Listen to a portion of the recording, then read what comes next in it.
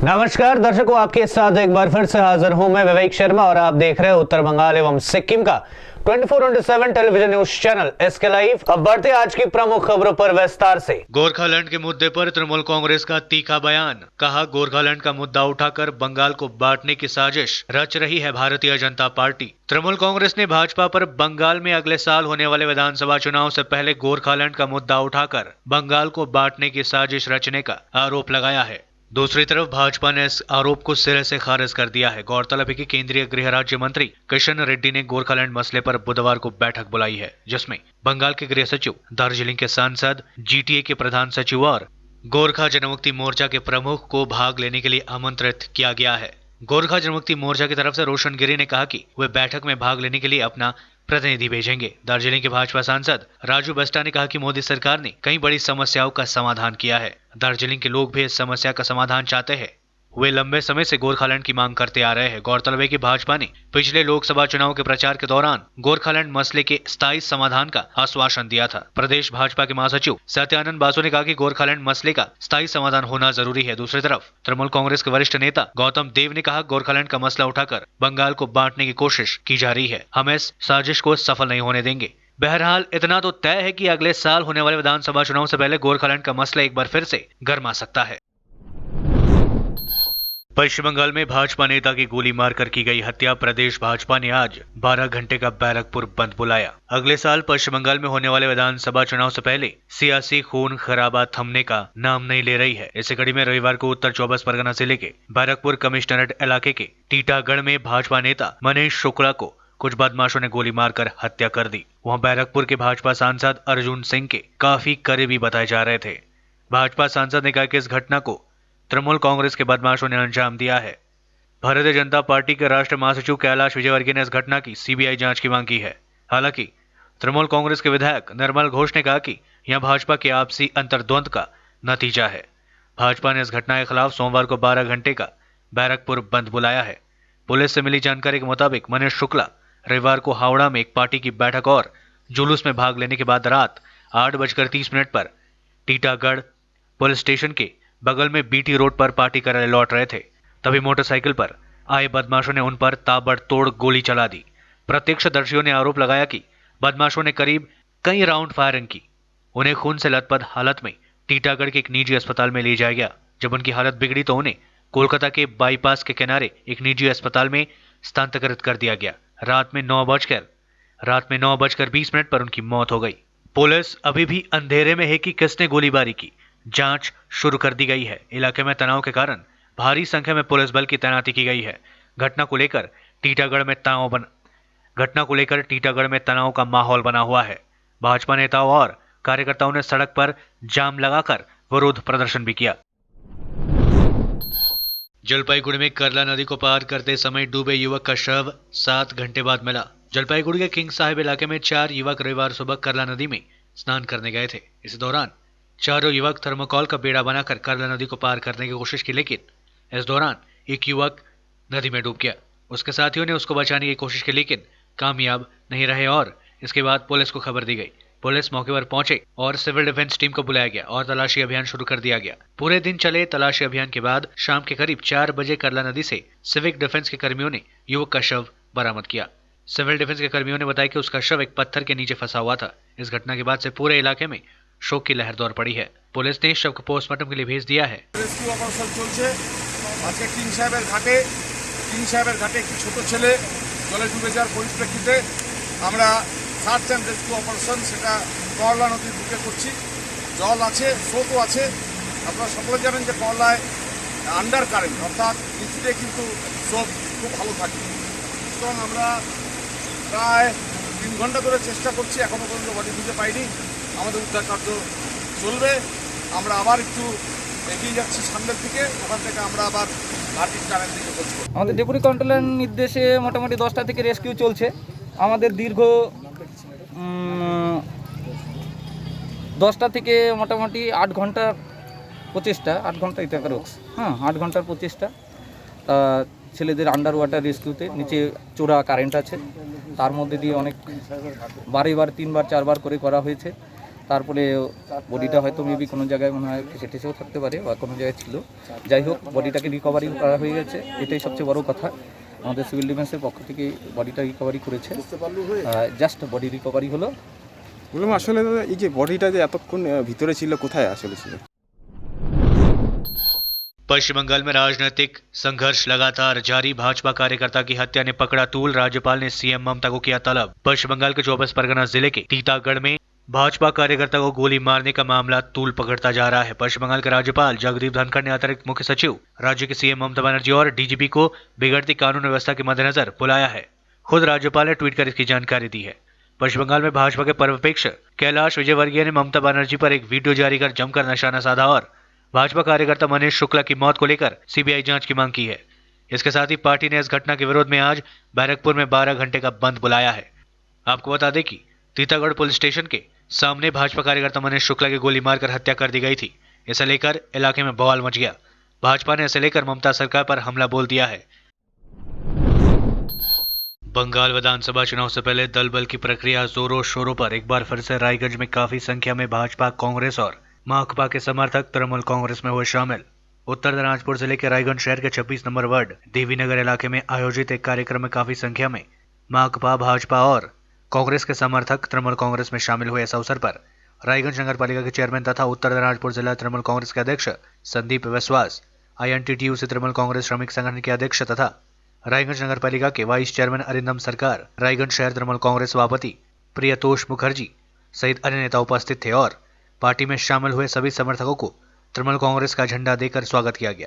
इस संबंध में रायगंज शहर के तृणमूल कांग्रेस सभापति प्रियतोष मुखर्जी ने कहा कि भाजपा के सांसद पिछले 2 साल से गायब है, इससे लोगों में नाराजगी बढ़ती जा रही है। कारण है कि 26 नंबर वार्ड पार्षद अभिजीत सरकार के नेतृत्व में आज भाजपा, कांग्रेस और माकपा से लोग तृणमूल कांग्रेस में शामिल हुए हैं। उन्होंने कहा कि लोगों का भाजपा से मोह भंग होता जा रहा है और धीरे धीरे लोग तृणमूल कांग्रेस में शामिल हो रहे हैं। 26 নম্বর ওয়ার্ড তৃণমূল কংগ্রেস কমিটির পক্ষ থেকে 26 নম্বর ওয়ার্ডের কাউন্সিলর আমাদের বাপের নেতৃত্বে বিভিন্ন দল থেকে আজকে মামাটি মানুষের সরকারের পশ্চিমবাংলার মুখ্যমন্ত্রী মাননীয় মমতা বন্দ্যোপাধ্যায়ের যে সারা পশ্চিমবাংলার যে উন্নয়ন হচ্ছে তার সঙ্গে সামিল হওয়ার জন্য বিভিন্ন দল থেকে আজকে আমাদের দলে তারা যোগদান করবে।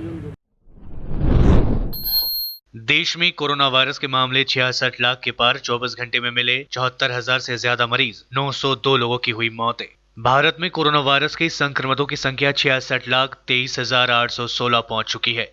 पिछले 24 घंटे के अंदर 74,441 नए केसेस सामने आए। 76,674 लोगों को डिस्चार्ज किया गया और 903 मरीजों ने दम तोड़ दिया। कोरोना वायरस से अब तक 1,02,685 मरीजों की मौतें हो चुकी है। राहत की बात यह है कि अब तक 55,86,704 लोग ठीक भी हो चुके हैं। फिलहाल कोरोना वायरस के 9,34,427 एक्टिव केसेस है। देश में कोरोना से हो रही मौतों की औसत दर 1.6% है। इनमें पंजाब, महाराष्ट्र, गुजरात, पश्चिम बंगाल, दिल्ली और पुडुचेरी शामिल है।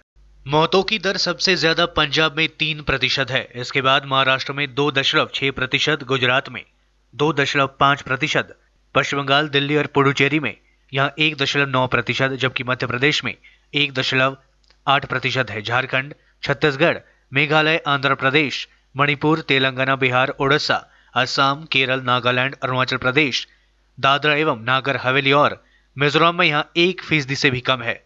मिजोरम में अब तक 2,103 केसेस सामने आ चुके हैं। राहत की बात यह है कि अब तक मिजोरम में एक मरीज की भी मौत नहीं हुई है। वित्त मंत्रालय का दावा, कोविड-19 के बड़े जोखिमों से उभर चुका है देश। वित्त मंत्रालय ने दावा किया कि भारत कोरोना महामारी के बड़े जोखिमों से उभर चुका है। संरचनात्मक और ढांचागत सुधारों की मदद से अर्थव्यवस्था में स्थिरता आ रही है, जो सतत विकास की ओर बढ़ रहा है। वित्त मंत्रालय के आर्थिक मामले विभाग में मासिक रिपोर्ट में कहा है कि उपलब्ध अवसरों को बढ़ाने के लिए निजी क्षेत्र सहित सभी हितधारकों को नीतिगत सुधार की ओर से बढ़ना होगा, ताकि विकास की क्षमता को वास्तविक रूप दिया जा सके। कोरोना वायरस का जोखिम भी अब कम होता जा रहा है। इसे काबू पाने के लिए सरकार ने रणनीतिक रूप से कई कदम उठाए हैं। रिपोर्ट में कहा गया है कि 17 से 30 सितंबर तक 14 दिन के आंकड़ों को देखें तो पता चलता है कि देश में कोरोना का चरम समाप्त हो चुका है। इस अवधि के 7 दिनों में संक्रमण के रोजाना आंकड़े 73,000 से घटकर 83,000 पर आ गए, जबकि टेस्ट की संख्या 1.15 लाख से बढ़कर 1.24 लाख पर पहुंच गई। हालांकि महामारी के खत्म होने में अभी समय है, बावजूद इसके संक्रमण की दर धीमी होने से आर्थिक सुधार के मोर्चे पर राहत के साथ और कदम उठाया जा सकता है। लेते हैं थोड़ा सा ब्रेक, फिर मिलेंगे ब्रेक के बाद। Apply for 3-year AICTE approved and NBA accredited courses diploma in manufacturing technology at Government Polytechnic Advanced Technical Training Center, Bardang, Sikkim. Good placement record in industries all over the country. Separate hostel facilities available for boys and girls. Scholarship shall be provided for outstanding students. Classes shall start from 6 October 2020. Eligibility first year class 10 pass from recognized board with mathematics, science and English as subjects. Covid से हो गए हैं tense, दिल demands a change. सही नहीं दूर घूमने जाने को, शॉर्ट टूर सही दिल बहलाने को। समित होटल दार्जिलिंग और कालिम्पोंग पूरी कोविड सेफ्टी के साथ आपका पर्सनलाइज्ड टूर ऑफर करता। Good rooms, good food, discount price और क्या चाहिए दिल बहलाने को। Contact number 919332080131। WhatsApp call 8388877888 for call. Readymade की होलसेल दुकान जहां मिली सारा सामान, राजधानी गारमेंट्स है जिसका नाम। बच्चों से लेकर बड़ों तक लेडीज और जेंट्स के रेडीमेड कपड़ों के थोक विक्रेता।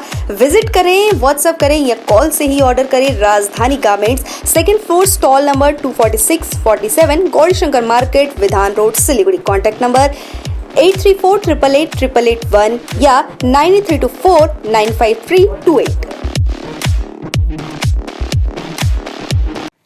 अपने सपनों को संजोने के लिए ओम डेवलपर्स लेके आया है Shri Shyam farm house villa, जिसकी पहली फेज के सभी प्लॉट्स बिक चुकी हैं और दूसरे फेज की बुकिंग और रजिस्ट्रेशन है चालू। प्लॉट की साइज है 3 से 6 कट्ठा तक, तो देर किस बात की, अभी फोन उठाइए और बुक कीजिए। Shri Shyam farm house villa, Phulbari. Contact number 9609784045 या 9733036000। बहुत जल्द इसके तीसरे फेज की प्लॉट भी लॉन्च होने जा रही है। आज जहाँ कोरोना से सभी है परेशान, हम लाए हैं कमाने का तरीका आसान। 21वीं सदी में महिलाएं आत्मनिर्भर होकर स्वाभिमान के साथ जीना चाहती है। अगर आप एक गृहिणी हैं और घर से ही मुनाफे वाला व्यवसाय करने का सोच रहे हैं, तो आपके लिए सुनहरा मौका लाए हैं टपरवेयर के सिलीगुड़ी स्थित पूरे नॉर्थ बंगाल के डिस्ट्रीब्यूटर नारायणी पार्टी सेल्स। तो सोचिए नहीं, स्क्रीन में दिए गए नंबर में संपर्क कीजिए और विस्तृत जानकारी लीजिए। घर बैठे पैसे कमाए, आज ही फ्री मेंबरशिप लीजिए, अपने सपनों को पूरा कीजिए। मुश्किल की इस घड़ी में आपका साथ ही सिर्फ टपरवेयर के लिए एसके लाइव ही बेस्ट ऑप्शन है। एसके लाइव का इस क्षेत्र में 24 घंटा टेलीविजन, एंड्रॉइड ऐप और वेबसाइट पर प्रसारण होता है। सोशल मीडिया पर भी हम उपलब्ध हैं। हमारी व्यूवरशिप 9 लाख से अधिक है। सिक्किम, हैथवे और NXT डिजिटल पर, दार्जिलिंग और कालिम्पोंग में दोनों हैथवे और CCN सेटअप बॉक्स पर, तलामपुर से लेके मैनागुड़ी हैथवे पर, सिटी केबल पर सिलीगुड़ी और आसपास, नक्सलबाड़ी से पानी टंकी तक NXT डिजिटल में। तो सोचिए नहीं, कॉल करें 7908554308। ब्रेक के बाद आपका फिर से स्वागत है। बढ़ते हैं खबरों की तरफ। दुनिया भर में कोविड-19 से संक्रमित लोगों की संख्या पहुंची 3,50,00,000 के पार। 10 लाख से अधिक लोगों की हो चुकी है मौतें। दुनिया भर में वैश्विक महामारी का प्रकोप कम होने का नाम नहीं ले रही है। अब तक कुल संक्रमितों का आंकड़ा 3,50,00,000 के पार पहुंच गया है, जबकि मरने वालों की संख्या 10,36,000 से अधिक हो गई है। यह जानकारी अमेरिका की यूनिवर्सिटी जॉन हॉपकिंस की ओर से जारी डेटा में दी गई है। सोमवार तक कुल मामलों का आंकड़ा 3,50,75,423 हो गई है और मरने वालों की संख्या 10,36,095 पहुंच चुकी है। यूनिवर्सिटी के centre for system science and engineering ने अपने न्यूनतम डाटा में यह खुलासा किया है। पश्चिम बंगाल में 24 घंटे में कोरोना वायरस के 3,357 नए केसेस सामने और 62 लोगों की हुई मौतें। पश्चिम बंगाल में रविवार को कोरोना वायरस संक्रमण के 3,357 नए मामले सामने आए और 62 लोगों की मौतें हो गई। राज्य स्वास्थ्य विभाग द्वारा जारी मेडिकल बुलेटिन के अनुसार इसी के साथ राज्य में कोरोना संक्रमितों की कुल संख्या बढ़कर 2,70,331 हो गई है, जिनमें से 27,439 एक्टिव केसेज है। वहीं मरने वालों की संख्या कुल बढ़कर 5,194 हो चुकी है। पिछले 24 घंटे में 2,986 मरीजों के स्वस्थ होने से ठीक होने वाले लोगों की संख्या बढ़कर 2,37,698 हो चुका है। वहीं मरीजों के स्वस्थ होने की दर बढ़कर 87.93% हो गई है, जो शनिवार को 87.92% थी। पिछले 24 घंटे में जो 62 मौतें हुई है उनमें उत्तर 24 परगना में सर्वाधिक 19, कोलकाता में 17, हावड़ा में 6 व हुगली जिले में 5 मरीजों की मौतें हुई है। उल्लेखनीय है कि एक दिन पहले शनिवार को भी 3,340 नए मामले सामने आए थे और 62 लोगों की मौतें हुई थी। शुक्रवार को 3,310 नए मामले सामने आए थे और 53 मौतें हुई थी। गुरुवार को 3,275 नए मामले सामने आए थे और 59 लोगों की मौतें हो गई थी। वॉटसन और डुप्लेसी के रिकॉर्ड साझेदारी किंग्स 11 पंजाब को 10 विकेट से रौंद कर चेन्नई सुपर किंग्स पटरी पर लौटी। चेन्नई सुपर किंग्स लगातार 3 मैचों की हार से उभरते हुए जबरदस्त वापसी कर ली है।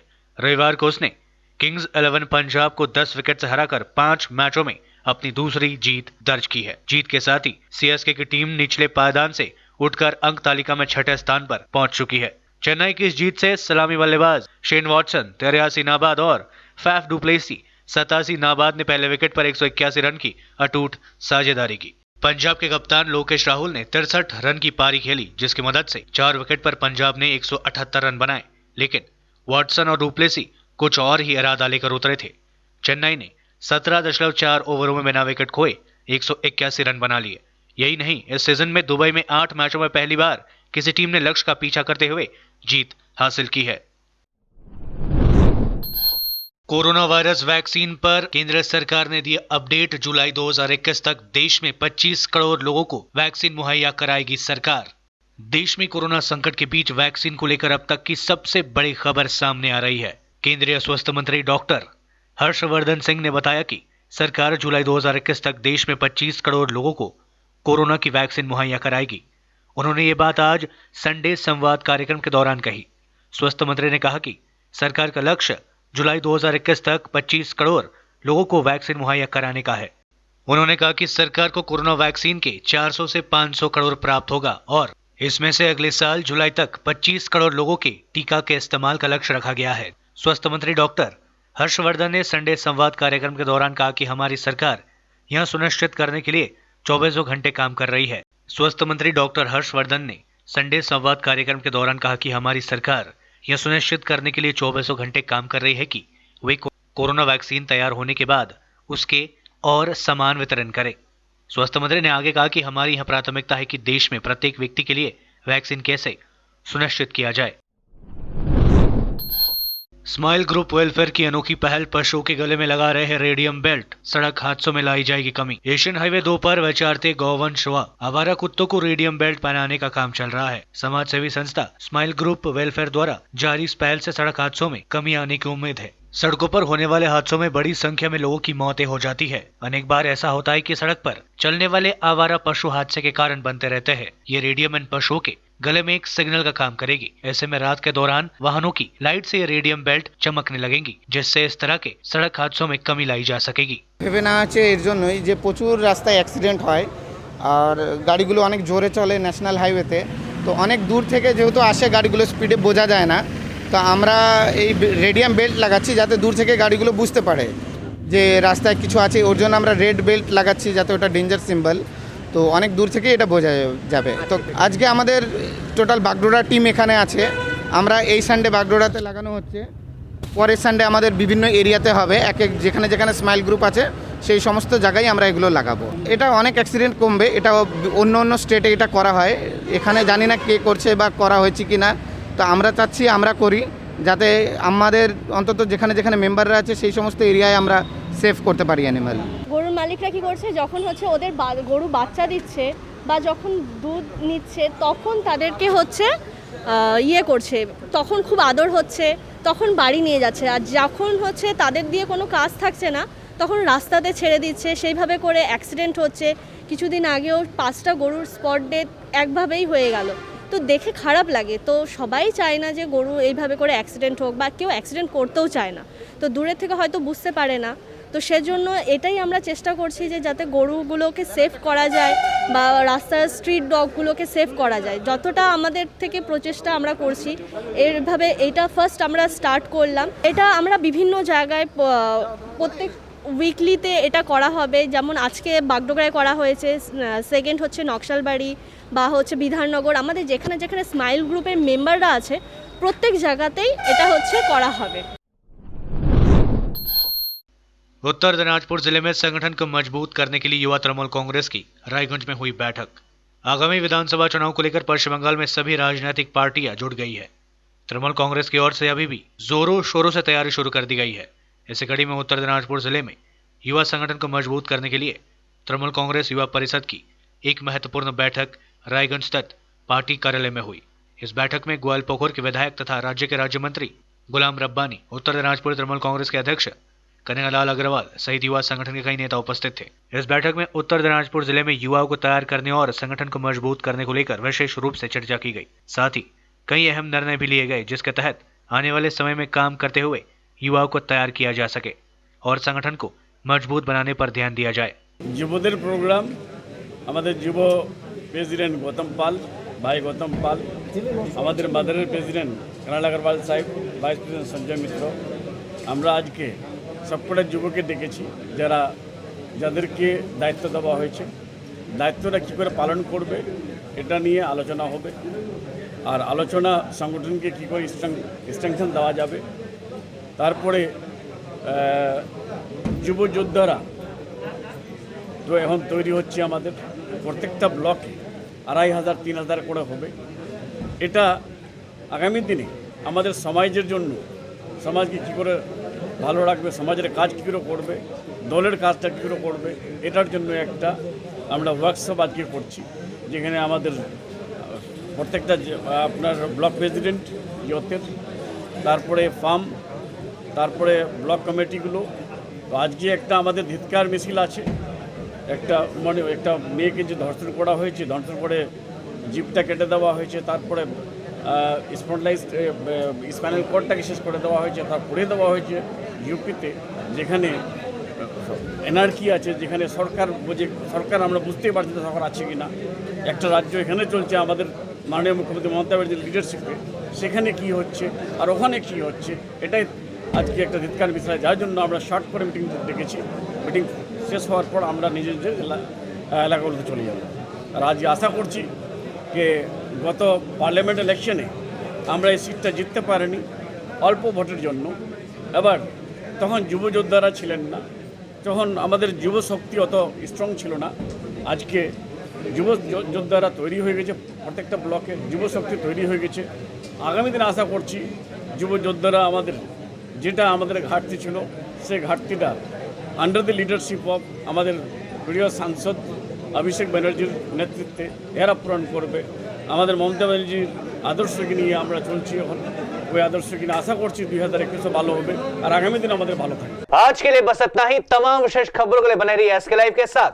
आपका समय, आपकी खबर। धन्यवाद।